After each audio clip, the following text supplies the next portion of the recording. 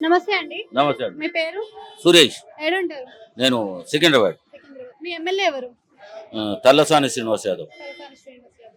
మీ corporator ఎవరు? మా corporator సు- కానీ పేరు వస్తలే. అయితే ఇప్పుడు జిహెచ్ఎంసీ ఎలక్షన్స్ వస్తున్నాయి కదా, మీ ఏరియా డెవలప్మెంట్ ఎట్లుంది? ఇప్పటి నుంచి కాదు నా ఈ ఒక 25-30 ఇయర్స్ కిందనే డెవలప్ అయి ఉంది. దీనికి ఏం డెవలప్మెంట్ ఇంకా అవసరం లేదు.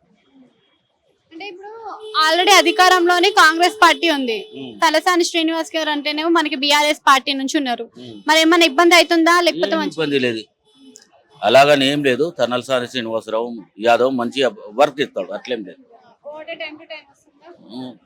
వాటర్ టైం టు టైం వస్తుంది. ఇక అది ఉంటది మామూలుగా, ఇంత పబ్లిక్ ఉన్నాక ఇక డ్రైనేజ్ గురించి అది క్లియర్ ఏమైనా సమస్యలు ఉంటే వాళ్ళకి చెప్తే వెంటనే రెస్పాన్స్ అవుతారా సార్? తప్పకుండా అవుతారు. మరి జిహెచ్ఎంసీ ఎలక్షన్స్ వస్తున్నాయి కదా, మళ్ళీ ఏమైనా పార్టీ మారే అవకాశం ఉందంటారా ఎలక్షన్స్ లో, లేకపోతే సేమ్ మళ్ళీ? ఎవరు తల్లసాని శ్రీనివాస్ యాదవ్? ఎలక్షన్స్ లో ఏ పార్టీ వస్తుందంటారు? నువ్వు చెప్పలేం, ఇక్కడ చెప్పలేం. మీ అభిప్రాయం? మా అభిప్రాయం నాకు తెలిసిన మటుకైతే